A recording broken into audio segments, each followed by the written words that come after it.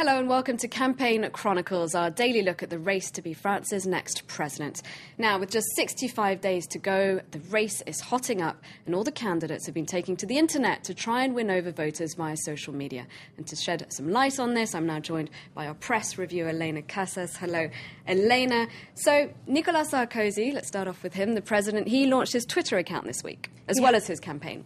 He did indeed. He launched yesterday morning, the day of his big campaign announcement. His first few tweets have been pretty anodyne, but he's got over 40,000 followers, which is pretty impressive. That's his very first tweet, you can see up there. And he's also launched a new Facebook page, which takes advantage of all the abilities of the new Facebook timeline to make it really sort of shiny and interesting, bringing up to anyone who comes and clicks on it all of the best events, the things he wants to put forward of his last 5 years of his presidency, kind of hiding the things he's not quite so keen on. So, and there's been a controversy over this because the rumour is, at least according to L'Express magazine, that he was given extra help by Facebook's team to try and put this together. They apparently came round and talked to the Sarkozy campaign team and helped them use the functionality of the timeline as much as possible when, according to L'Express, it wasn't available to other people. Now, that actually isn't true. Anyone could have used that technology as early as September last year. If we'd all made the most of it, we could all have a shiny timeline Facebook page. It's just that Sarkozy's team made the most of it, rather, if you like.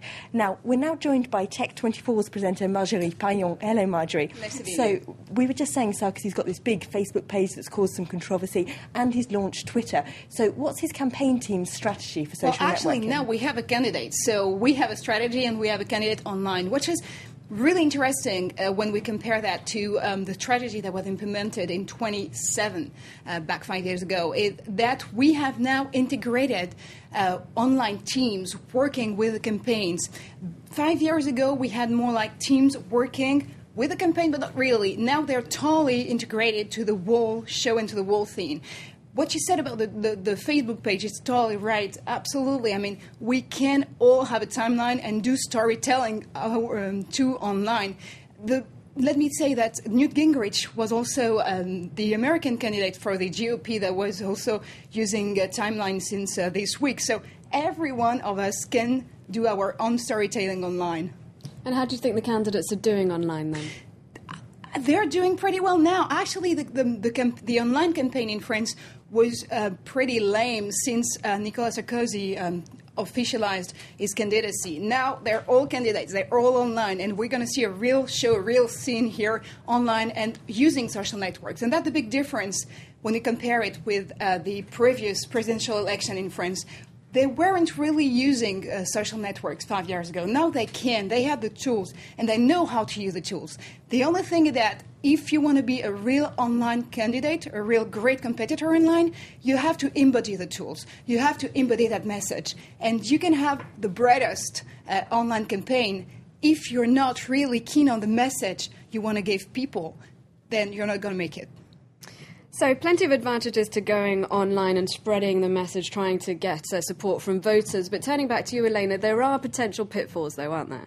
It is quite easy for them to embarrass themselves if politicians don't quite know how Twitter works or they feel uncomfortable with it. The Greens spokeswoman, Cécile Duflot, is rather got egg on her face today after she had to delete some tweets that she made the other night when Nicolas Sarkozy was doing his live TV campaign announcement. She obviously thought after tweeting them that they were too insulting towards him, so she deleted them. But of course, once they've been posted, then anyone can see them. You can't really go backwards. There's an article that's quite funny in today's French Huffington Post giving advice for politicians who launch themselves on Twitter, which does indeed say things like, don't be too personal, don't express your own personal vendetta for opposition politicians, or indeed journalists. One, Nadine Morano, who's a minister, has come under fire for insulting particular journalists on the internet. So there's lots of mistakes they can make. What would your advice be, Marjorie, for politicians? Actually, I don't know if I really have do and don'ts for candidates. My main advice, if I have one, would be to say that candidates have to stay candidates online. For instance, Nicolas Sarkozy, François Hollande, they have to stay on the top level.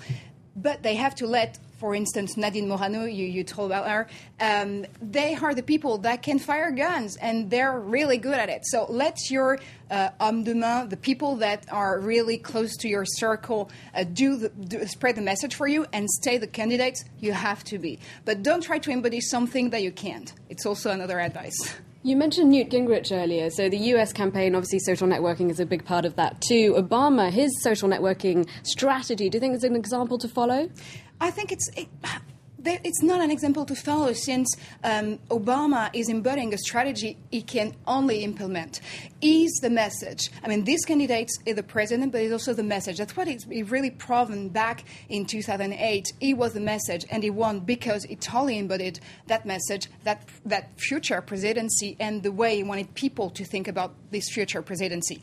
Now, the problem for Barack Obama is to do better than he did in 28. So that is going to be the main challenge for Barack Obama. But he's a great online campaigner, so don't count him out too easily. Just yet. Yeah. All right. Thank you very much, Marjorie, and thanks, Elena. That's it for Campaign Chronicles. That's it also from all of us here at Live from Paris. Do stay tuned to France 24.